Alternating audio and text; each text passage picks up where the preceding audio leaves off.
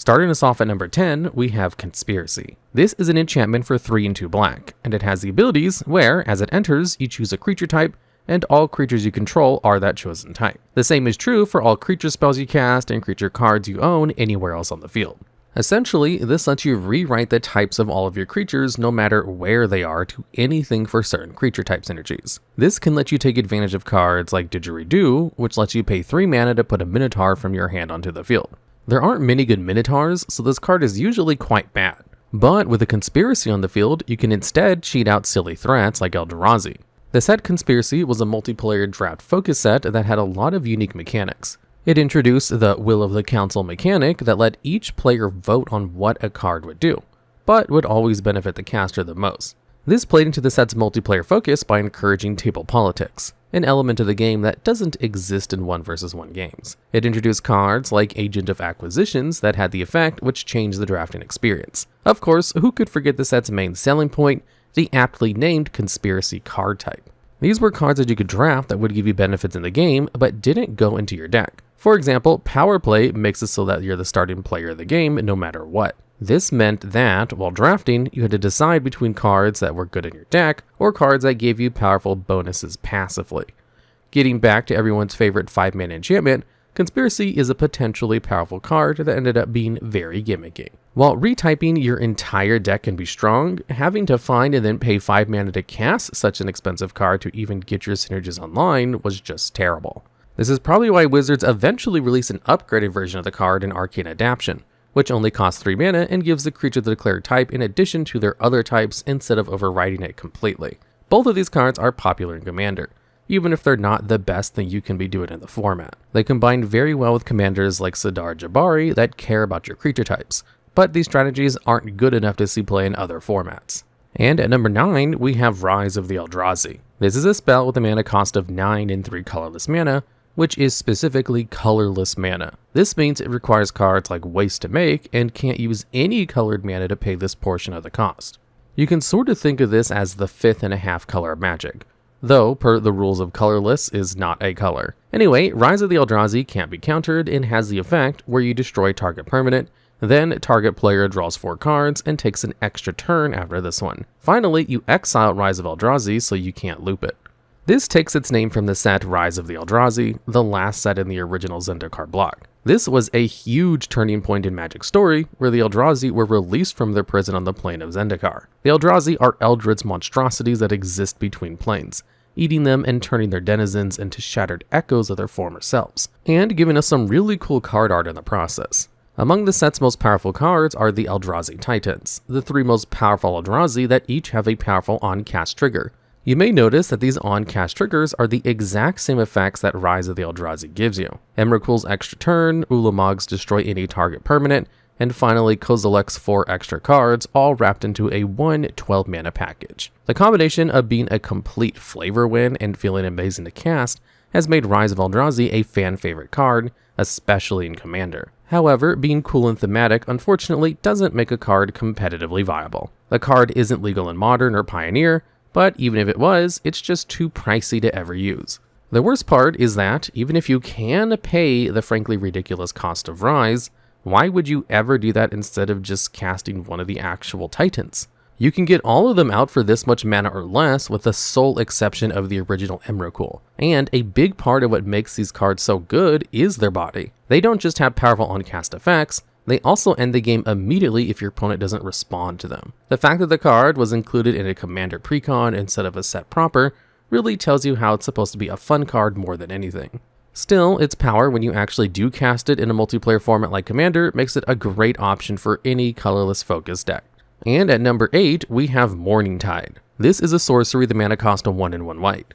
It has the simple effect to exile all graveyards. It shares its name with the Morningtide, the second set in the Lorwyn block. Lorwyn is famously one of the weirdest blocks in all of Magic, and has just as many fans as it has detractors. It's one of the only planes to date with absolutely no humans on the plane, instead focusing on Kithkin and the like. This was one of the sets that really pioneered creature type matters designs, including a lot of ideas that the designers still use to this day. However, alongside the really well-beloved mechanics such as hybrid mana, it introduced mechanics like Untapped Symbol, that are genuinely just a mistake. Essentially, Lorwyn was an experimental set with a ton of success and failures. The card Morningtide is a fine card that's just generally outshined by other cards. Exiling all cards in graveyards is a strong effect, able to completely blow out graveyard-based strategies. If your opponent is relying on putting large creatures into the bin and then reanimating them, Morningtide can put a stop to that. However, Morningtide is still rarely used because cards like Tormod's Crypt exists. This is an artifact for 0 mana which can exile all cards from target player's graveyard at instant speed. There's also the fact that Rest in Peace exists for this exact same mana cost, and not only exiles all cards in graveyards, but prevents any more cards from being put into the graveyard from that point on. Morningtide was printed before Rest in Peace, but Crypt was always around. It only really saw play in Standard and the now defunct Extended format where better options for graveyard removal weren't around. Even then, it wasn't quite a staple. Morningtide isn't a bad card, but there's still very little reason to play it nowadays. And at number 7, we have March of the Machines. This is an enchantment with a mana value of 3 and 1 blue. It is the ability where all non-creature artifacts become an artifact creature with power and toughness equal to its mana value. This shares its name with the set March of the Machine, where the Phyrexians invaded, well, literally everyone. By corrupting the World Tree, a tree that could connect multiple planes, they were able to tear portals into the fabric of reality that allowed them to make their way anywhere they wanted. For some reason, they decided declaring all-out war with everyone and fighting on multiple fronts was a good plan instead of dividing and conquering. I guess all of those books didn't tell Jin Gitaxias anything about battle strategy. March of the Machines technically doesn't have the exact same name, as the machine is plural as opposed to singular, but we figured it was close enough. Feel free to complain about that in the comments anyway. Anyways, March of the Machines really only saw play in Standard in 2 specific ways. One was using it as a build around to turn all of your mana rocks into creatures. You would spend the early game ramping and controlling the game with board wipes and eventually play March to turn your rocks into creatures. Since your artifacts were in play since the beginning of the game, they wouldn't be summoning sick, so you could attack right away and could close out a game in a turn or 2. Now, the card also saw a lot of playing decks that didn't play basically any artifacts, and was sideboarded somewhat consistently. Why would someone play such a specific card? Well, March of the Machines was printed in Mirrodin, the set that introduced Affinity to the game. This completely destroyed the format, with Affinity aggro being the only playable deck. This deck relied heavily on artifact lands to power out their cards, and if March of the Machines came down, it would turn them into 0/0 creatures. They would then die to stat-based actions, so this was essentially a one-sided Armageddon against Affinity. Considering that Affinity was by far the best deck in the game, you can see why some players drifted towards March as a tech option. Now, this didn't stop Affinity from being the best deck in the game, but it did immediately win you any game in which you cast it, unless you were just dead on board, which was frequently the case. March of the Machines has a lot of history for a card that's generally not all that great. And at number 6, we have Throne of Eldraine. This is a legendary artifact with a mana cost of 5. As it enters, you choose a color. You can tap the throne to add 4 mana of the chosen color, and you can only use this mana to cast monocolored spells of that color, and you can pay 3 and tap it to draw 2 cards. You can only use mana of the chosen color to activate this ability. The set Throne of Eldraine was one of the most infamously powerful sets ever released. Not only did it give us meta-warping cards like Oko Thief of Crowns and Fires of Invention, it also introduced the adventure mechanic. This was generally a very powerful mechanic, and it was also better received thanks to being not quite as broken as things like Oko. The set also had a monocolor matters theme, which Throne of Eldraine here pays you off for doing. The throne itself, however, isn't quite so good. The only real thing holding it back is its mana cost. The ramp it gives you, while it is restrictive, isn't that hard to work around. It can cast powerful spells like Cryptic Command and Phyrexian Obliterator on its own, not to mention its uses in pumping mana into X spells. The draw mode also means that you'll never be stuck top decking, as you'll always have something to spend your mana on. Needing to spend mana of a single color isn't that difficult of a hoop to jump through. With all of that said, costing 5 mana to get rolling is just a lot. Without something like the One Ring's Protection Clause, you're often taking a lot of damage the turn you play out the throne in any competitive format. There's also the fact that the cards like the One Ring exist in every format Throne has been legal in, which makes it difficult to justify playing. Throne is, however, a great card for Commander. If you're a monocolored commander, there's basically no reason not to play a card like Throne of Eldraine. It's one of the most efficient mana rocks in the game, and any source of repeatable card draw is worth jamming. Even if there are more powerful options around, those don't push it out of convention as much because you can just play one copy of all of them. While not super competitive, Throne of Eldraine has a pretty big niche commander that's hard to ignore. And at number 5, we have All Will Be One. This is an enchantment with a mana cost of 3 and 2 red.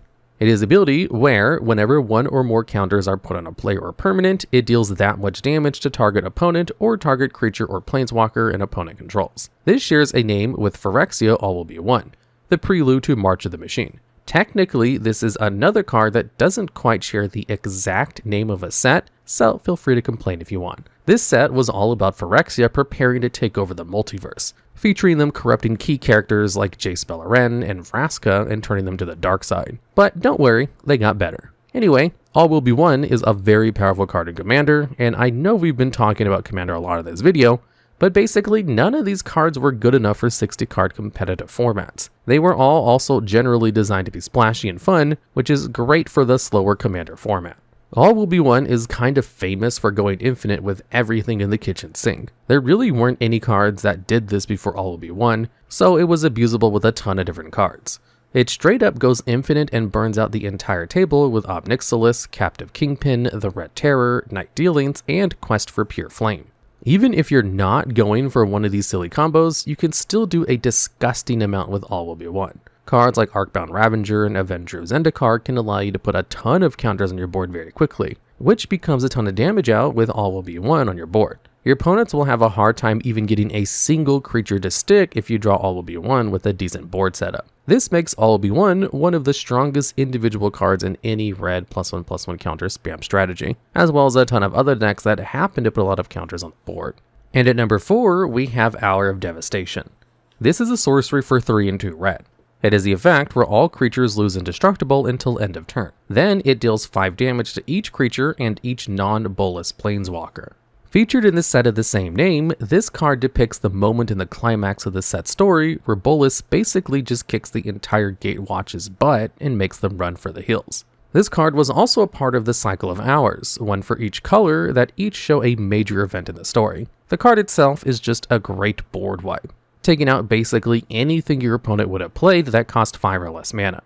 Removing Indestructible was especially important in the standard Hour was released into, as one of the best aggro threats around was a Hazaret the Fervent, which boasted the powerful keyword. Hour was one of the few ways to deal with Hazaret, and all the other threats that mono red aggro decks would be playing all at the same time, which gave a huge boost to red decks in this matchup. This allowed for Hour to see play in a variety of red decks in standard, most often in Grixis or blue-black-red control decks. It even broke into Pioneer, where it saw play in a variety of slower red decks until Burn Down the House was printed.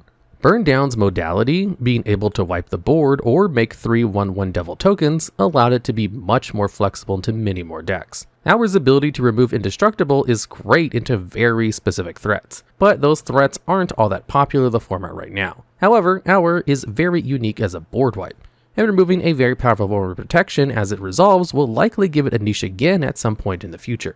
And at number 3, we have Future Sight. This is an enchantment with a mana cost of 2 and 3 blue. It is the ability where you play the top card of your library revealed, and you may cast spells and play lands from the top of your library. The set Future Sight is the last set in the Time Spiral block, which we'll be hearing more about in just a bit. This entire block is famous for having a lot of out there designs. It was one of the first sets in the game to have cards with a different border from the rest of the set. As for the card itself, it has a very powerful effect. Future Sight can draw you any number of cards on a turn, as long as you're able to keep casting spells. This encourages you to play as many cheap spells as you can in your deck, and to try to chain as many cards as you can together. This can allow you to perform some absolutely ludicrous turns. The only downside is that the turn you play Future Sight, you're not really impacting the game in a meaningful way. It's a so-called do-nothing enchantment, a class of cards that often have a very hard time seeing play. The card needs to be pretty game-winning when you play them to justify playing such an expensive spell. This means that there are 2 main ways that Future Sight has seen play. The first is as a sideboard card where you can play it in a slower matchup. As long as you're not being attacked for a ton of damage the turn after you play Future Sight, there's not much of a downside to playing a do-nothing enchantment like this. It's common to sideboard cards in like this for slower matchups, ones that can just bury your opponent in a tide of card advantage. Several blue decks in Extended, such as Fairies and Tezzerator, use it as a sideboard card in much the same way. The other place it is seen play in its more combo-focused role, where it's used to give you access to fast mana spells such as Dark Ritual or the busted Power 9 in Vintage. A few Storm decks and formats like Vintage and other combo decks in the more competitive side of Commander have used it as well. The main thing holding the card back is its legality. It was only printed into Legacy, Vintage, and Commander until Modern Horizons 1, when it was reprinted into Modern. It would have a much easier time competing in a format like Pioneer or Standard, but only time will tell if they get that chance. And at number 2, we have Time Spiral. This is a sorcery with a mana cost of 4 and 2 blue. It is the effect where you exile Time Spiral, then each player shuffles their hand and graveyard into their deck, and then draws 7 cards. Then you untap up to 6 lands. Time Spiral, of course, shares its name with the first set in the Time Spiral block, which we've already talked about in the last segment. Time Spiral was printed far before the block bared its name, and there's a reason they chose to name an entire set after it. Time Spiral was a famously busted card thanks to being essentially a free draw 7. The biggest downside of the wheel effects in Magic is that you usually have to tap out to play them, and then give your opponent the chance to use the cards first. Time Spiral lets you always be able to use the cards you drew first, and that was probably where the designers thought the synergies ended. However, Time Spiral proved to be much stronger than intended thanks to the card High Tide. This instant makes it so that your islands tap for an extra blue mana for the rest of the turn, which is already a great source of mana acceleration. It becomes truly busted with effects like Time Spiral that are supposed to give you your mana back by untapping them. Instead of just getting the usual 6 mana, Time Spiral can give as much as 12 mana back, which only gets more insane if you're able to cast more than one High Tide in a single turn. Drawing a full 7 card hand usually ensures that, if you build your deck right, you could go off for a huge combo turn. This allowed for the creation of a powerful combo deck called simply a High Tide combo, that would use High Tide alongside cards like Spiral and Turnabout to cast a ton of spells and generate ludicrous amounts of mana, eventually winning with some sort of combo payoff such as Brain Freeze. Now, as the format has gotten faster and faster, this deck has fallen a bit out of favor, as it does require 3 or 4 lands in play to really work, which is hard to do in a format as fast as Legacy. The recent unbanning of Mind's Desire has given it a bit of a boost, but not enough for Time Spiral and its pals to be a real force in the metagame. Time Spiral is another card trapped by its legality, and it is a reserved card list, so it's not coming back anytime soon. Considering how broken it would be in other formats, that may be for the best, however. And all the way at number 1, we have Urza Saga. This is an enchantment land that's a saga, so when it enters, and at the beginning of your first main phase, you put a lore counter on it, and then trigger the effect with that many counters, and sacrifice it when the last is removed. Chapter 1 gives the land the ability to tap for colorless.